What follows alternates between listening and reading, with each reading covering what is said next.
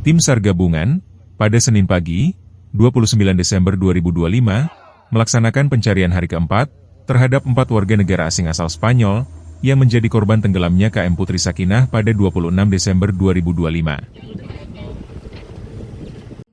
Baik, selamat pagi. Dapat kami laporkan perkembangan operasi SAR di hari keempat terhadap kecelakaan KM Putri Sakinah yang mengalami mati mesin dan tenggelam di perairan Padar dan Pulau Serai. Dapat kami laporkan perkembangan pencarian kembali dilaksanakan oleh tim SAR gabungan pada pukul 07.00. Begitu melaksanakan pencarian, tim terima informasi pada pukul 06.05 bahwa satu body bag, satu korban jenazah ditemukan kurang lebih 1 nautical mile dari lokasi titik duga kapal itu mengalami karam.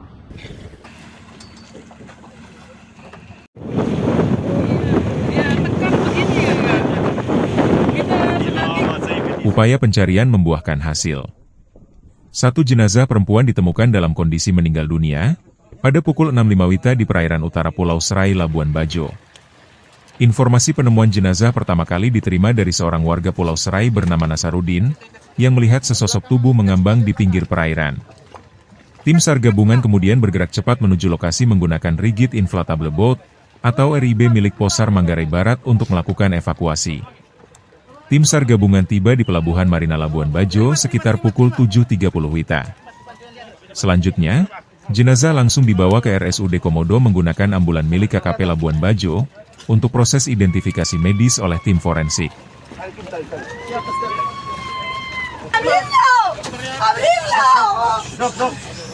Jangan di sini, harus tinggi. Jangan ke sini, bukan sini tuh. Yang di PO, Dokter. Verlo. Necesito verlo. Es Lía, es my data. Es Lía.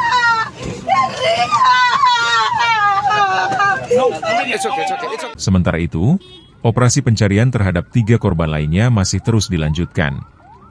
Tim SAR gabungan kini diperkuat dengan kehadiran kapal negara KN SAR Puntadewa 250 yang tiba di Labuan Bajo pada Minggu malam, 28 Desember 2025, dan langsung bergabung dalam operasi pencarian.